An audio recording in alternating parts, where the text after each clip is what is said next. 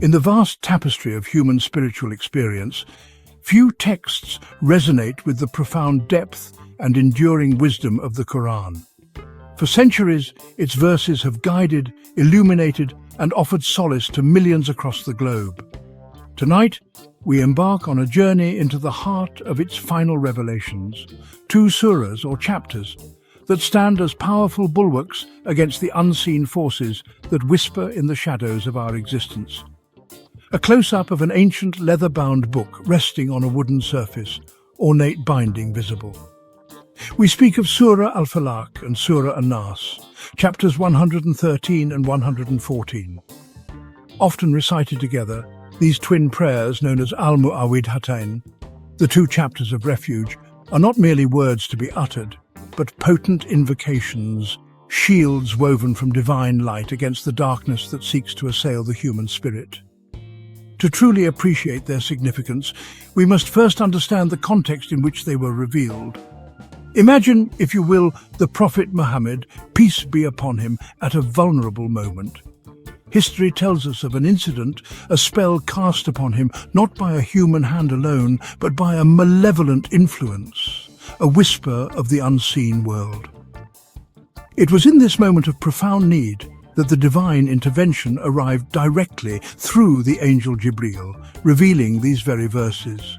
This narrative underscores a fundamental truth, that even the most spiritually elevated among us are not immune to the unseen currents of harm. A busy city street with pedestrians and passing cars, conveying modern life's complexity.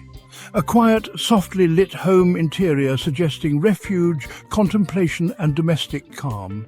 And if a prophet required such refuge, how much more do we in our daily lives navigate the myriad challenges, both seen and unseen? Let us first delve into Surah Al-Falaq, the Daybreak. Its verses are a direct appeal to the Lord of the Daybreak, seeking protection from the very essence of evil itself. Bismillahir Rahmanir Rahim. Kul a'uthu bi rabbil falaq, min shari ma khalaq, wa min shari gasikin itha wakab, wa min shari nafathaati fil ukad, wa min shari hasidin itha hasad. Animation of diverse creation, animals, plants, phenomena, some hinting at potential harm, then protected. Encroaching darkness being pushed back and repelled by growing warm light. Symbolic mystical knots or binding spells gently untied and dissolving. Say, I seek refuge in the Lord of Daybreak, from the evil of that which he created, and from the evil of darkness when it settles, and from the evil of the blowers in knots, and from the evil of an envier when he envies. A macro shot of an intricate spider's web with dewdrops symbolizing complexity and danger. A close-up of a rose with prominent thorns, beauty and danger coexisting. Here the scope of refuge is vast. The evil of that which he created encompasses every conceivable form of harm, both tangible and intangible. It is an acknowledgement that within creation itself there exists the potential for adversity, and we seek protection from its malevolent aspects. A time-lapse of day turning into night, subtle unease as darkness settles. Then comes the specific mention of the evil of darkness when it settles. Darkness, in many spiritual traditions, is symbolic of ignorance, fear, and the lurking dangers that emerge when light recedes. It is in these moments of vulnerability, both physical and spiritual, that unseen entities and human malevolence often find fertile ground. Crucially, the surah then addresses the blowers in knots. This phrase directly alludes to practitioners of magic and sorcery, individuals who, through various rituals and incantations, seek to inflict harm. It is a stark reminder of the reality of black magic, not as superstition but as a genuine spiritual threat, capable of impacting the delicate balance of one's well-being. And finally, the evil of an envier when he envies.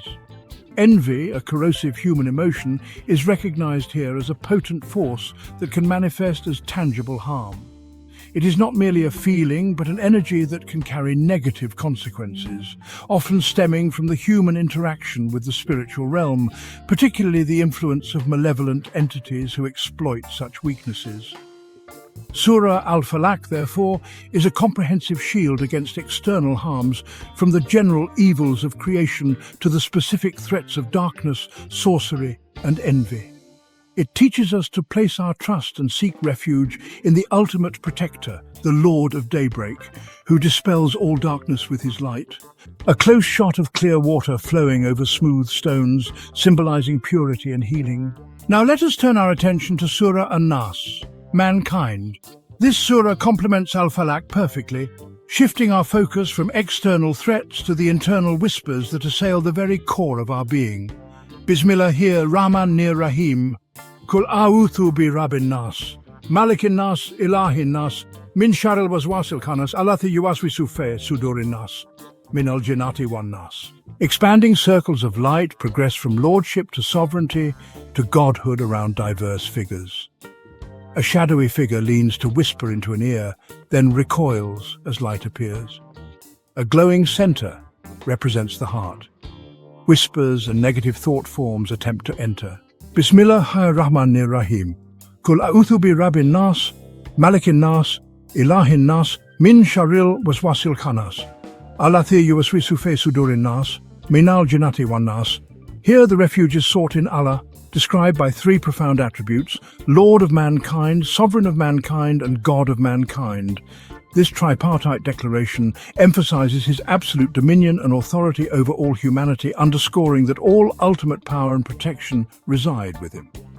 The central focus of this surah is the evil of the retreating whisperer, al-waswas al-khanas.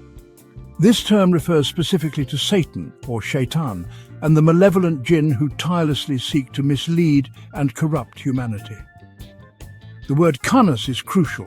It means the one who retreats, signifying that these whispers vanish when one remembers Allah and seeks his refuge. These whispers are not external threats in the same way as sorcery or envy. They are insidious suggestions, doubts and temptations that penetrate the very breasts of mankind, the heart and mind, the seat of our intentions and beliefs. These whispers can sow discord, incite anger, tempt towards sin and weaken faith, and the source of these whispers? The surah explicitly states, from among the jinn and mankind.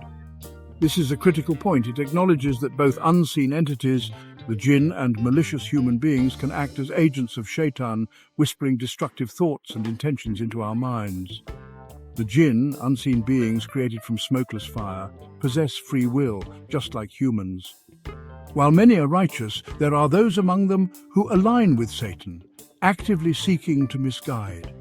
Their influence is often subtle, exploiting our weaknesses, fears, and desires. And then there are those among mankind who, by their actions and words, also become whisperers, spreading negativity, doubt, and inciting evil. They are the human agents of discord, who may even be unknowingly influenced by the jinn themselves. Together, Al-Falaq and An-Nas form an unbreakable spiritual fortress. Al-Falaq guards us from external dangers, the evil eye, sorcery, physical harm.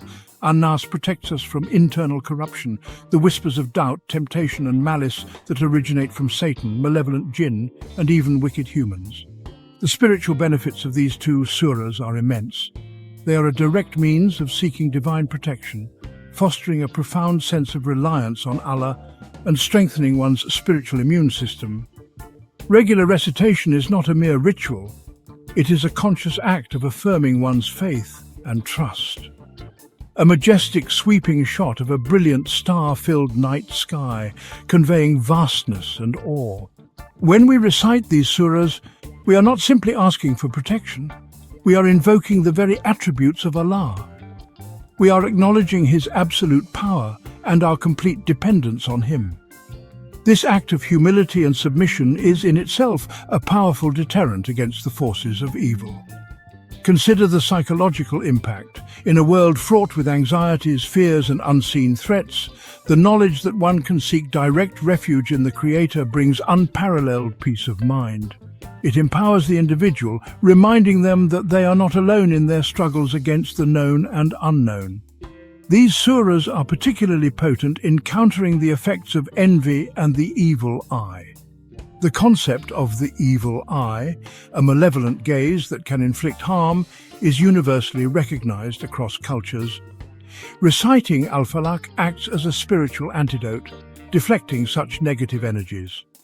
Furthermore, For those experiencing spiritual disturbances, persistent negative thoughts, or the unsettling sensation of an unseen presence, the recitation of these surahs offers a direct means of seeking divine intervention.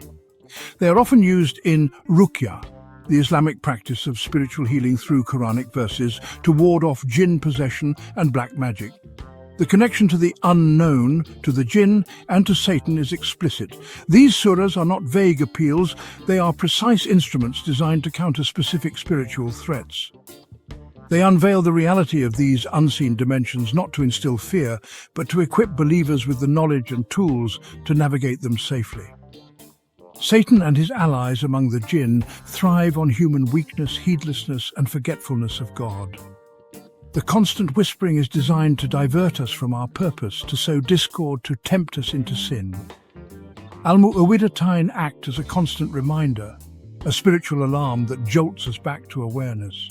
In essence, these final two surahs are a complete manual for spiritual self-defense. They teach us to seek refuge from all forms of evil, both external and internal, from the manifest and the hidden. They are a testament to Allah's boundless mercy and his desire to protect his creation. So let us embrace the profound wisdom of Surah Al-Falaq and Surah An-Nas. Let their verses be a constant companion, a source of strength and a beacon of light in our journey through life's seen and unseen challenges. For in their utterance lies not just protection, but a deeper connection to the divine, a fortified spirit and an enduring peace. Return to serene desert at full sunrise. Sunbeams burst over dunes, signaling hope and renewal. Peace be upon you.